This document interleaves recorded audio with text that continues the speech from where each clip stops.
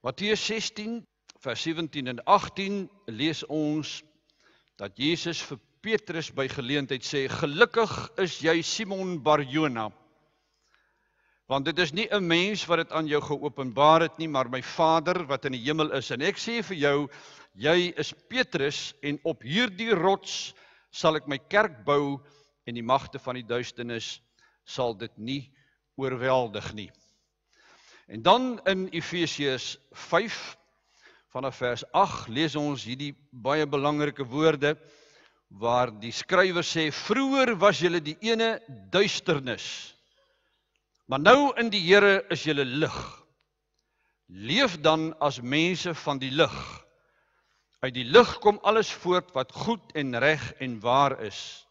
Vra julle voortdurend af of iets vir die Here aanneemlik is en moenie meedoen aan die vrugtelose praktyke van die duisternis nie, maar stel dit eerder aan die kaak. Broeders en susters, dit is tog snaaks hoe die woordjie kerk met die verloop van tyd sy oorspronklike betekenis en sy waarde vir baie mense verloor het. Dit laat mense amper dink aan die rand wat die afgelope aantal jare sy waarde teenoor die belangrikste geldeenhede in die wêreld verloor het. Al laer en al laer en laer. Jy sien broers en susters, vir baie mense is die kerk eintlik niks anders as net 'n bymekaar komplek op 'n Sondag wat gebou is met sement en met bakstene nie.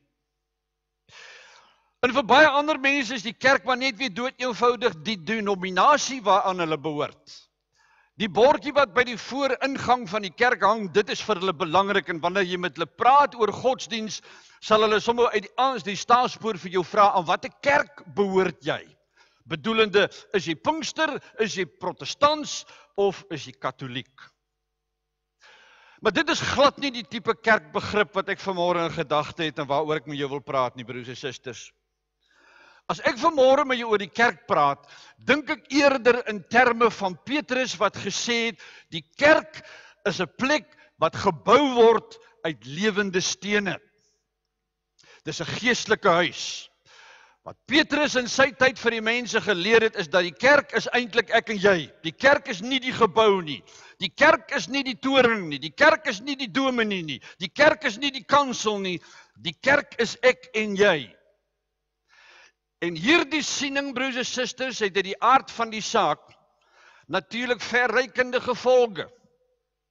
Want waar ek en jy ook al gaan, waar ons ook al werk, waar ons vanmôre bly, waar jy gym, waar jy koop, waar jy jou besigheid bedryf, daar verteenwoordig ek en jy die kerk.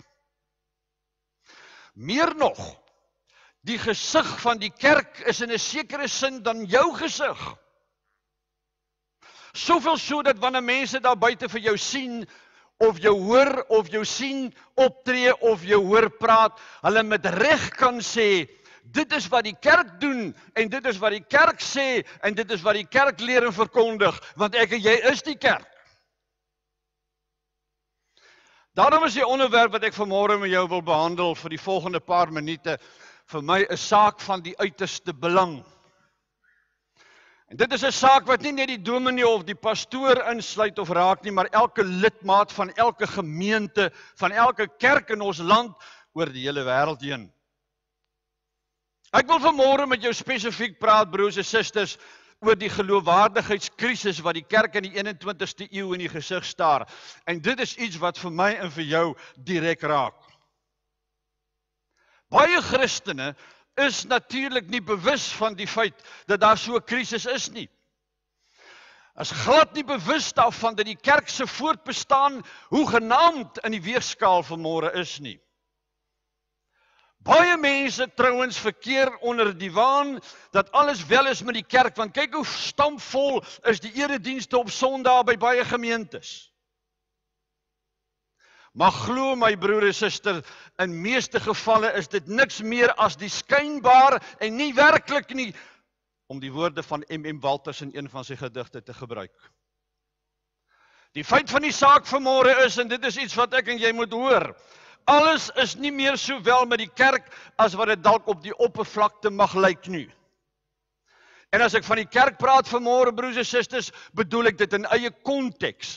Ek praat veral van ons eie Afrikaanse susterskerke. Ek wil vanmôre oor geen ander geloofstradisie of kerk praat as ons eie kerke nie. En daarom sien dis vanmôre se boodskap maar as 'n boodskap wat sê kom ons steek hand in eie boesem. Die titel van my boodskap vanmôre, naamlik die kerk se geloofwaardigheidskrisis, gee al klaar vir jou 'n induiding vanmôre waantoe ek mik en wat swaar op my hart lê. Want jy sien broers en susters, uit my hoek uit gesien as predikant en teoloog, hang die kerk se hele geloofwaardigheid en die oorredende impak wat hy op die wêreld daar buite het aan twee hakke. Die een is dit wat die kerk leer en die ander een is dit wat die kerk doen. En albei hierdie sake verdien vanmôre ons volle aandag en ons diepe nadenke, niks minder as dit nie. So wat ek van jou vra vanmôre broer en suster, is dat wat ek in die volgende paar minute vir jou gaan sê, jy nie sommer uit wans uit afskiet of in leer 13 in jou brein wegsluit nie. Hoor wat ek vanmôre vir jou wil sê, gaan dink na oor wat vanmôre gesê is, probeer vasstel waar jy jouself in hierdie prent kan raak sien en vra jouself dan die vraag af, watter rol indien enige speel ek ten opsigte van die welwese van die kerk? Of anders gesê, watter aandeel het ek dalk daaraan dat die kerk vanmôre agteruit en nie vooruit boer nie? Hierdie is nie 'n vingerwyspreek nie, want ek is self maar te bewus van my eie tekortkominge en die feit dat wanneer mens vingerwys, 4 vingers altyd na jou eie tekorte toe terugwys. Sien dit vanmôre eerder, broers en susters, as 'n boodskap van opregte kommer oor die pad van die kerk vorentoe. Dit bring my dan by die eerste hak waaraan die kerk se geloofwaardigheid hang. Naamlik die leer en verkondiging van die kerk. Ek en jy staan elke liewe dag met ons se 2 voete in die 21ste eeu. Ons praat dan ook van die postmoderne wêreld met sy postmoderne denke. Die 20ste eeu is verby. Ons het 'n nuwe era, 'n nuwe tydperk betree. Dis 'n era, broers en susters, waaraan elke liewe ding, elke liewe dag so vinnig verander teen 'n duiselingwekkende spoed. As jy vanmôre maar net gaan sit en dink hoe die wêreld die afgelope 10 jaar verander het, hoe die wêreld hier in jou eie klein wêreldjie hier in Suid-Afrika verander het, slaan jy jou hande in verstomming saam. Op tegnologiese gebied het die wêreld reeds 'n kwantumsprong vooruit gemaak. Daar word nou nie meer van 'n eerste of 'n tweede industriële revolusie gepraat nie. Dit is oudtyd, dit is geskiedenis, dis verby, dis gister, eergister. Daar word nou gewag gemaak van die derde golf of die derde industriële revolusie. En dit op sigself is al klaar revolusionêr. Jy sien, in my jonger dae was televisie en veral die 48 duim skerm die wonder van die eeu. Vandag het jy rekenaars, slimfone, 3D-drukkers en robotte wat verskillende take verrig. Kortom, broers en susters, ek en jy leef in die eeu van artificial intelligence en machine vision technology. Rusland en Amerika saam stuur meer satelliete in die hemelruim op as wat ek en jy vanmôre van bewus is. Die moontlikheid van lewe op ander planete word dringend ondersoek, want soos wat ons verlede week gehoor het, daar's 'n dringende behoefte aan 'n tweede en 'n derde planeet. Op die gebied van wetenskaplike navorsing is ook meteoriese spronge gemaak. Ons weet vandag vir 'n feit dat die aarde nie duisende nie, maar biljoene jare oud is. En dat die wêreld nie maar sommer net eendag gemaak is met klei nie, maar dat hy met 'n Big Bang ontstaan het. Ons weet ook vandag dat danksy die weetgierigheid van mense soos Copernicus en Galileo Galilei, dat die aarde nie die middelpunt van die heelal is met die son wat daar omdraai nie, maar dat die aarde maar een van baie planete is met die son in die middel en hulle draai om die son. Selfs 'n graad 2 leerling kan dit jou vertel. Ons weet ook vandag, danksy mediese baanbrekerswerk van manne soos Christiaan Barnard en vele na hom, dat God nie letterlik in jou hart woon, soos wat ma en pa jou geleer het toe jy klein is nie, maar dat jou hart maar net 'n gewone of skoon belangrike pomporgaan is, wat die bloed na die res van die liggaam toe stuur. En as jou hart siek word, kan hy met 'n nuwe een vervang word. Dokters kan dit verwyder, dis byna ongelooflik. Maar dit is een van die uitstaande kenmerke van die 21ste eeu, naamlik die ongelooflike prestasies wat vandag bereik word. Hartoortplantings is vandag in 2017 'n alledaagse verskynsel. Ons weet ook vandag, broers en susters, dat die eerste 2 mense op aarde nie die Hebreeus sprekende Adam en Eva van die tuinverhaal kan wees nie. Want daar is ander beskawings veel ouer as die Israelitiese of die Joodse beskawing. Adam en Eva is net die simboliek wat ingespan word om iets oor die skepping van die heelal te verduidelik. En as jy dit vanmôre in 2017 nog nie snap nie, mis jy die eintlike boodskap wat die skrywer van Genesis by sy lesers 3000 jaar gelede wou tuisbring. Dit bring my nou by die probleem wat die postmoderne mens soms met die kerk ondervind. Jy sien, broer en suster, die kerk is in vele opsigte ver agter met die tyd. Die kerk is in vele opsigte, broers en susters, 'n organisasie wat in die tyd agtergebly het met sy sienings en sy leerstellings. Weens 'n onkritiese gees in die kerk word skizofreniese gelowiges gekweek, wat verward geloofskrisisse elke dag beleef, omdat daar van hulle verwag word om premoderne teologiese denke te integreer in 'n postmoderne wêreld. So skryf Dr. Ben de Tooy in sy boek God, geloof in 'n postmoderne tyd. As 'n matriekdogter by jou in die studeerkamer kom sit en sê, oom, ek het 'n probleem, want op Sondag leer die dominee vir ons dit oor die skepping, maar Maandag tot Vrydag in die skool in matriek leer ek iets anders van die skepping, dan wat is jou antwoord? De Tooy is natuurlik reg. Hy skiet met sy stelling binne in die kol. Maar miskien moet ek 'n paar dinge vir jou verduidelik. En heel wat van julle vanmôre wat hier sit, weet alreeds wat ek gaan sê. Kom ons neem vanmôre, broers en susters, die Bybel as 'n vertrekpunt. Die boek wat die naaste aan ons hart lê as enige ander boek in ons lewe. Ek het met hom groot geword. Daar's vir my geen kosbaarder geskrewe werk as die Bybel nie, en so sal dit wees tot die dag van my dood, hopelik kan ek eendag met hom sterf op my bors. Maar vir baie lank, broers en susters, vir baie eeue lank, het die kerk en kerklike teoloë mense geleer, die Bybel is God se onfeilbare woord.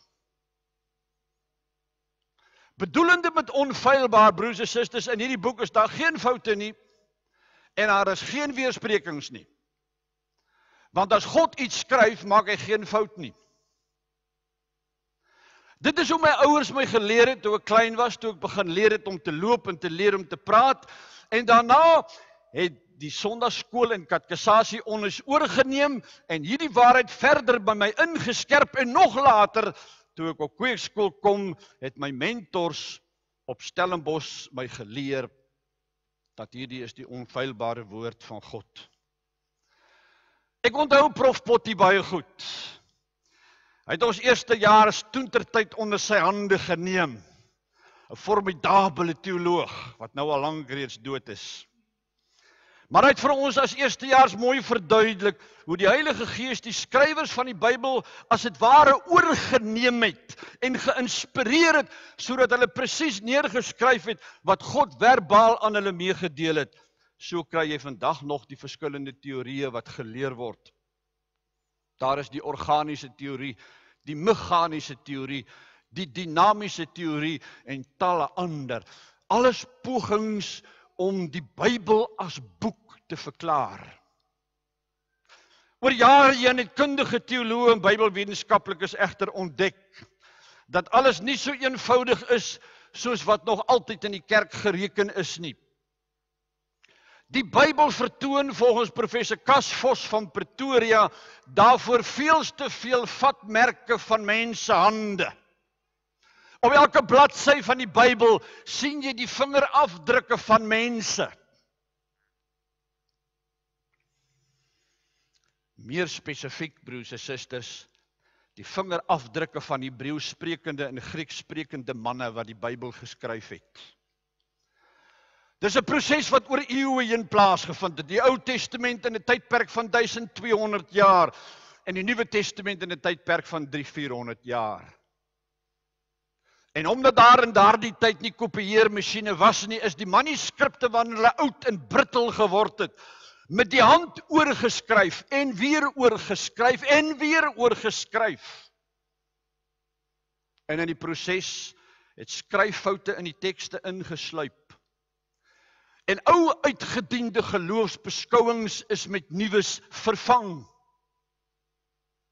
En jy sien dit deur die ganse Bybel, die Ou en die Nuwe Testament. Soos byvoorbeeld wanneer jy in 1 Kronieke 21 lees, dat die Here vir Dawid aangehits het om die volk te tel, en mense al vir my gevra het, maar hoe kan God iemand ooit aanhits om iets te doen wat verkeerd is? Maar 200 jaar later, nadat die kroniekskrywer dit geskryf het, het 'n ander skrywer gekom in 2 Samuel 24 en dit reggestel deur te sê, en die Satan het vir Dawid aangehits om die volk te tel. Dit het gevolglik daartoe gelei, broers en susters, dat al hoe meer teoloë in die wêreld vandag na die Bybel verwys as die woorde van mense oor God eerder as die woord van God. Karl Barth, die Switserse teoloog, het dit vir my beter saamgevat toe hy gesê het, jy kan nie vandag meer sê, en Barth het geleef in die Tweede Wêreldoorlog tyd. Dit is die woord van God nie, maar dit bevat die woord van God. Wanneer ek en jy dus die Bybel lees, kan die Gees van God dit vir ons lewend maak, sodat ons die woord van God hoor. Maar hierdie dinge word nie aan lidmate verduidelik nie. En daarom is dit vandag nog net die fundamentaliste, met ander woorde die mense wat die Bybel letterlik vertolk, wat glo dat die Ou en die Nuwe Testament deur God self geskryf is. En as jy die Bybel so lees, broer en suster, glo jy in 'n postmoderne wêreld, die aarde is net 6000 jaar oud, terwyl ons weet, miljoene en biljoene jare gelede het daar reeds dinosourusse op die aarde geloop. As jy die Bybel fundamentalisties lees, dan glo jy vanmôre nog dat die hele wêreld se dierebevolking rustig in pare by die ark se deure ingestap het. En van die ark gepraat, broers en susters, jy is natuurlik bewus daarvan dat daar in Genesis 6 berig word dat daar net een paar van elke diersoort by die ark se deure ingeloop het. 'n Mannetjie en 'n wyfie. Maar dat jy net in die volgende hoofstuk in Genesis 7 lees, dat die skrywer daar sê, dit was 7 pare van elke diersoort. Die punt wat ek vanmôre wil maak, broer en suster, is dat min mense in die kerk weet, hoe sake regtig in mekaar steek. Ons mense in die kerk weet vanmôre van computers en van ingewikkelde masjinerie. Ons mense in die kerk vanmôre is ingelig met die ekonomie in Suid-Afrika en in die wêreld, en ons is ingelig op die terrein van die wêreldpolitiek. Maar die meeste Christene in die kerk vanmôre het nie 'n cooking clue, verskoon my Afrikaans, hoe die Bybel ontstaan het nie. En die kort pad wat die meeste Christene vat wanneer hulle die vraag gevra word is, God het die Bybel geskryf. Die tragiek daaraan verbonde is dat ek en jy in die 21ste eeu leef. En dat jy met die druk van 'n knopjie op jou rekenaar al die inligting, die nuutste inligting kan kry. En mense weet nog steeds nie. Het doen nog geen moeite hoegenaamd om te weet hoe die Christelike geloof by mekaar gekom het en hoe ons dinge moet interpreteer nie. Wanneer iemand dus op 'n podium staan met die Bybel in sy hand, 'n losvas uitsprake oor gay mense maak, wat almal dan kwansies op pad hel toe is 'n groot deel van die ingeligte wêreld daar buite besig om kliphard vir die kerk te lag. So gebeur dit dan, broers en susters, gedurig deur, dat die kerk se geloofwaardigheid later aan 'n dun draadjie hang. Iemand vra my by die gym 'n tyd gelede, "Jong, jy's mos 'n dominee. Hoe moet 'n mens nou eintlik die Bybel verstaan?" En ek vra toe vir hom, ek sê, "Wat leer jou dominee op 'n Sondag?" En hy sê vir my, "Jong, dit is nou eintlik waar die knoop lê. Hy leer niks daaroor nie. Hy preek net sonde en bekering." En ek dink die ou kon die verbasing op my gesig gesien het, want ek het geen verdere antwoord vir hom gehad nie. Ek het gevind, broers en susters, deur die 37 jaar in die bediening, dat lidmate maar die Bybel lees en verstaan soos wat hulle die Bybel wil lees en verstaan. En hoekom is dit so? Want meeste van die tyd kry hulle nie die regte inligting van voor, of van die predikant of van die kansel af nie. Baie predikante preek baie eerder oor die gee van 'n tiende, as hoe om die Bybel reg te lees en reg te verstaan. 'n Pastoor sê een keer vir my, hy sê, "Persoonlik verkies ek dit maar dat my lidmate maar op die ou trant glo." Hy sê, "Dit maak my werk soveel makliker." En elke keer as ek dit hoor, is ek opnuut geskok. Dan wonder ek, na 37 jaar in die bediening, is this worth everything? Hierdie ingesteldheid by die kerk, broers en susters, en hierdie van ons weet nie, en die Bybel word op 'n lukraak manier hanteer, loop iewers op 'n breekspil uit. As die kerk dan in die dae van die nasionale party hoog en laag sweer dat die Bybel verkondig apartheid, is die enigste antwoord, dit is wat die tekste sê, maar na 1995 weer hoog en laag sweer dat volgens dieselfde Bybel die tekste iets anders sê, skep jy outomatiese ellendige verwarring by honderde duisende lidmate. Hoe kan jy in die een oomblik dit sê, die Bybel sê so, in die volgende oomblik sê jy, die Bybel sê weer iets heeltemal anders. 'n Mens werk nie met ou geskrifte so nie. Daar is riglyne van interpretasie, daar is riglyne van hoe jy die Bybel moet verstaan. En veral by meer denkende, oopkop lidmate, wat nie aan die neus rondgelei word nie, is dit 'n hokai, stoppie waar, ek klim af. In die beeld van 29 Maart 2001 skryf 'n leser die volgende: "As die kerk nie erns gaan maak in die toekoms met die kritiese vrae in die teologie nie, gaan hy al sy jong mense verloor." Dis om nou die kinders net op die ou styl nog met die vinger te leer uit die Bybel, daai dae is verby. Jy sal moet antwoorde en goeie antwoorde vir jong mense gee. Vrae wat jong mense vra, is nie meer die ou vrae van wie was Adam en Eva nie. Professor Christine Landman van die Universiteit van Suid-Afrika het in een van haar essays oor die wel en die wee van die kerk opgemerk hoeveel naïewe prediking daar steeds in kerke in omloop is en hoeveel intelligente lidmate, en daar is intelligente lidmate in die kerk, glo my vanmôre hoor, daar is 'n paar intelligente mense in die kerk, gapende op hulle horlosies kyk, wanneer is die dominee met sy preek klaar. O goed, sê sy, wat as tydlose waarhede van die kansels af verkondig word. Ek het my eertydse professor verlede jaar tot in sy diepste wese toe geskok. Toe ons het gesels het en ek kyk hom in die oë en ek sê vir hom, "Prof, ek dink die kerk gaan dood as gevolg van 'n verskraalde teologiese dieet waarop lidmate geplaas is al vir eeue." Hy het nie vir my antwoord gehad nie, hy was dood eenvoudig net geskok in sy student. Elke jaar by Paasfees, en elke jaar by Kersfees, en elke jaar by Pinksterfees, hoor lidmate dieselfde stories, en dieselfde sienings, en dieselfde beskouings. Hoeveel keer in jou leeftyd wil jy die geld selfde goed oor en oor hoor? Kan jy die wetenskaplikes daar buite kwaadlik neem? Die Albert Einsteins, die Richard Hawkins, dat dom mense in die kerk sit, want hulle hoor dieselfde goed oor en oor, en bevraagteken dit nooit nie. Dit is soos om ou kos van gister en verlede week net in die mikrogolfoon te sit en weer warm te maak en op dit is. Uit moedeloosheid gaan baie lidmate dan aan die meer lewendige en die meer charismatiese kerke toe. Daar waar die preekstoel al uitgebreek is en die verhoog gebou is.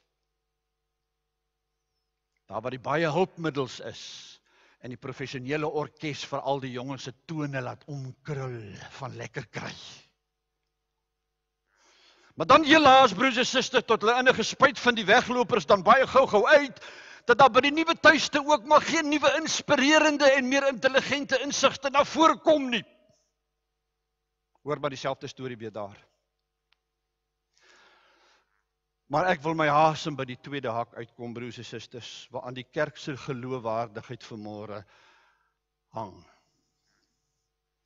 En dit is wat kerkmense daar buite doen en sê nadat hulle by die kerk se deure op 'n Sondag uitgestap het.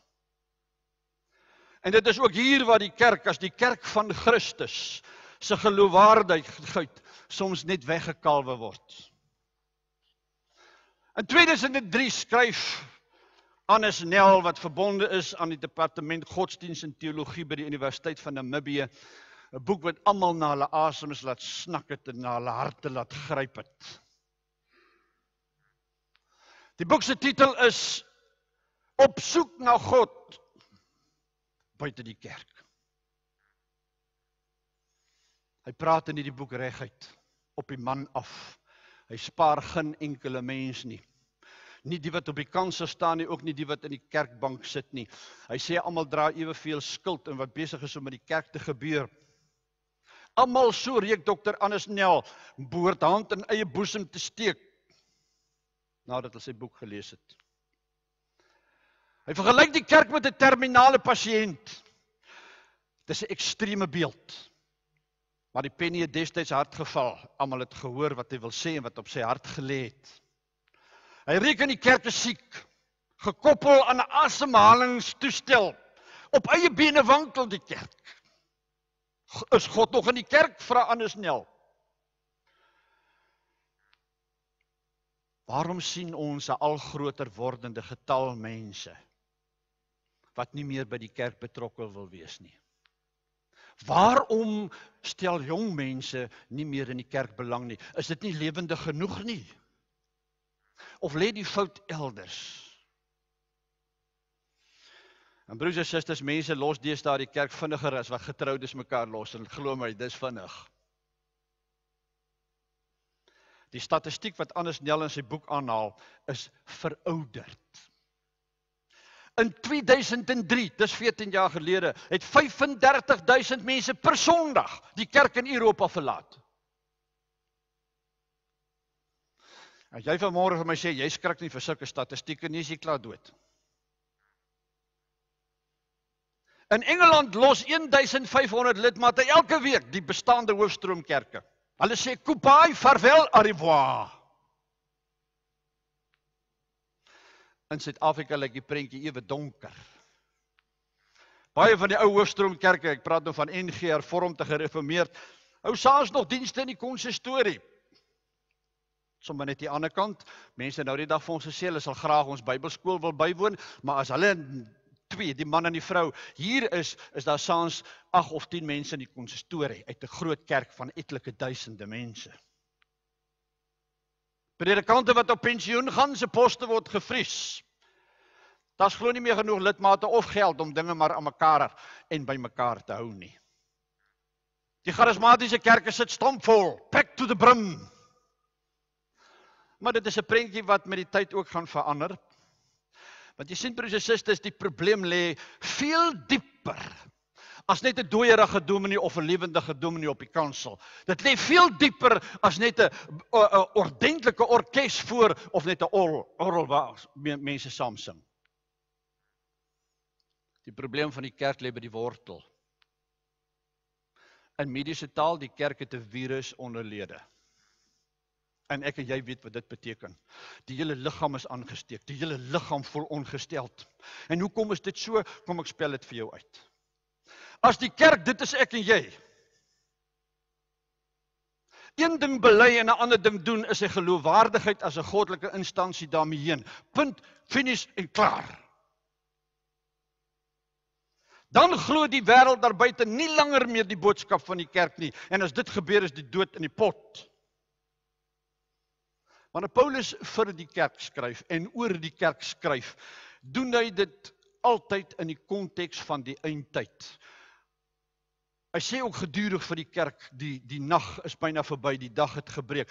Word nou wakker, sê hy vir die kerkmense, gedurig deur. Julle moet uit die slaap uit opstaan. Kyk wat is besig om te gebeur. Hy sê dan ook in Efesiërs 5, wees baie versigtig hoe julle lewe, en dit is in die eindtyd. En voeg dan onmiddellik by, want die eindtyd is 'n goddelose tyd.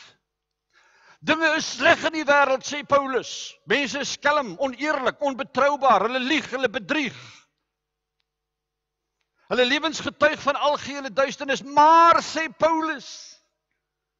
En daarmee, wanneer hy dan verder skryf, praat hy met die kerkmense, met die gemeentelede, hy sê, maar julle is mense van die lig. Julle was duisternis, maar julle is nou lig. Julle het die boodskap, die waarheid ontvang. Lewe nou as mense van die lig. Dan mag geen duisternis meer in julle wees nie. Want 'n kerkmense nie meer in die lig wandel nie, broers en susters. Is die storie van die kerk oor verby. Wanneer mense dit wat hulle op Sondag aan die kerk bely en glo en hoor, nie meer gaan doen op 'n maandag, daar buite op die markplein, in die wêreld waar jy werk, waar jy beweeg nie, tas dit die kerk se geloofwaardigheid tot in sy diepste wese toe aan. Paulus kon in 1 Korintiërs 11 met die grootste oortuiging en die grootste eerlikheid vir die gemeente sê, sien julle my, ek is maar 'n eenvoudige man. Ek is 'n tentmaker van beroep. Ek het 'n bietjie opleiding in die teologie en in die kerk. Maar julle kan maar gerus my voorbeeld volg, want ek volg die voorbeeld van Christus. Hy stap reguit lyn. Hoe kan pa en ma 'n Christelike voorbeeld vir hulle kinders stel as hulle self nie eers Christus volg nie? En nou sien ek vanmôre op die paal opskrifte groot geskryf, godsdienstonderrig in skole kry 'n groot terugslag. Een van die dae gaan godsdienstonderrig in die skole verdwyn, wat beteken kinders by die huis gaan geen godsdiens meer kry nie. As Christene nie daadwerklik die voorbeeld daar buite in die wêreld stel nie, stel die wêreld ook nie meer langer in die Christene se kerk belang nie. That is the bottom line. Die Engelse geleerde en filosoof Bertrand Russell het in 1957 'n boek geskryf waarin hy onder andere die volgende gesê het, en ek haal hom aan: Christus het wonderlike dinge in die Bybel geleer. But sad to say, die meeste Christene pas dit nie toe nie. En Russell is in die kol. En al is hy 'n ateïs, kan ek nie anders as met hom saam te stem nie. Kyk hoe gaan dit in ons land. Kyk hoe gaan dit in ons land. Ek het nie nodig om dit vir jou uit te spel nie, ons het dit al 'n paar keer genoem. Maar dit is 'n Christelike land. Dit wemel van kerke. Hier, oor kan die straat, daar op daai hoek, deur, die toring staan soos hare op 'n hond se rug. Maar jy lees van vooraanstaande mense wat duisende ander met hulle piramideskemas om die bos lei en hulle verarm. Maar daar sit sonde aan die kerk. Hoeveel kerkleiers is nie al vir bedrog aangekla nie. Hulle bid vir siekes en teen betaling nogal en ry in blinkmotors, maar die siekes word nie gesond nie. In die Katolieke kerk in Australië is die blik met wurms onlangs oopgemaak toe dit aan die lig gekom het dat duisende kinders deur die jare deur die priesters van die orde vir hulle eie seksuele plesier misbruik is. Vir jare het die Katolieke kerk dit toegesmeer. Maar hulle verkondig die woord. Hulle roep ander op om in die lig te wandel, maar self wandel hulle nie in die lig nie. Self getuig hulle lewens van stikdonkerte. En die wêreld daarbuiten is geskok. Hulle sê nee, in so 'n kerk en so 'n evangelie kan ons nie langer glo nie. Ons lewe in die postmoderne tyd. Baie dankie, Kobai, ons gaan aan. En so, broers en susters, word Christus deur sy eie mense opnuut weer in 2017 gekruisig. Die skrywer aan die Efesiër gemeente sê, vroeër was julle duisternis, maar nou, God het ingegryp, God het jou lewe verander, nou is jy lig, lewe in die lig. Ortodoksie sonder ortopraksie beteken absoluut niks. Oorgeset synde, belydenis sonder dade, wat nie daarmee ooreenstem nie, het geen waarde nie, staak dit gerus. Ja, dis 'n klap op die naam van die kerk, dis 'n klap in die gesig van Christus, verlosser van die wêreld en hoof van die kerk. Niemand vanmôre, broers en susters, allermins ek, wil die voorstaan en beweer Christene is perfekte mense en sondelose mense, nie wat daar bestaan nie, so iets nie, selfs Paulus was dit nie. Niemand vanmôre behalwe net Christus kan sê, kan julle sonde in my sien? Ons almal is sondaars. Niemand vanmôre, broers en susters, en allermins ek wil voorgee dat Christene nooit foute en blapse maak nie. My eie lewe getuig daarvan, dis te veel om te noem vanmôre. Maar wat ek wel sê, broers en susters, is dat Christene met tekorte en met foute en met blapse, tog mense is met 'n nuwe hart, nie bedoelende nuwe hart wat Christian Barnard oorgeplant het nie, maar 'n nuwe denke, 'n nuwe lewensingesteldheid, 'n nuwe lewenstyl. En mense van die lig verdra nie die werke van die duisternis nie, punt uit.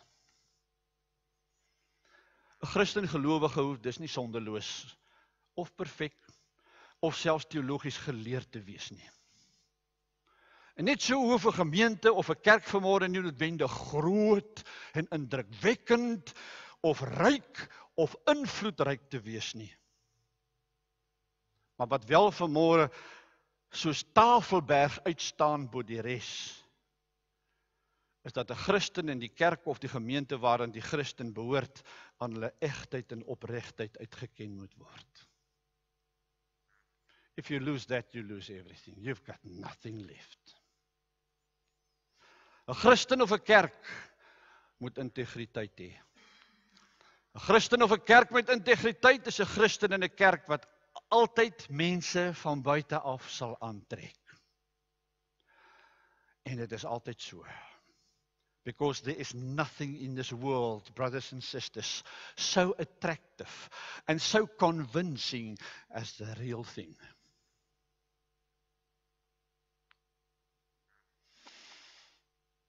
In my vroeëre dae, toe ons met die orgel gesing het, en vanoggend toe ek na die diens toe ry, luister ek na die orgelmusiek in die kerk wat sing, en ek verlang na die dae van die orgel, snaaks genoeg soms. Dan dink ek aan een gesang, wat altyd min of meer 'n riglyn in my lewe was. Gesang 94 vers 5, jy sal dit onthou met jou NG dae. Ons wil U nederig wy ons lewe. U volg waar U ons ook mag lei. Aan U, o Here, hoog verhewe en aan U diens steeds toegewy. Spreek deur ons woorde, ja, rig ons dade. Volëinde gee dit deur U krag, die heerlik werk van God se genade in ons volbring word, dag na dag. Amen.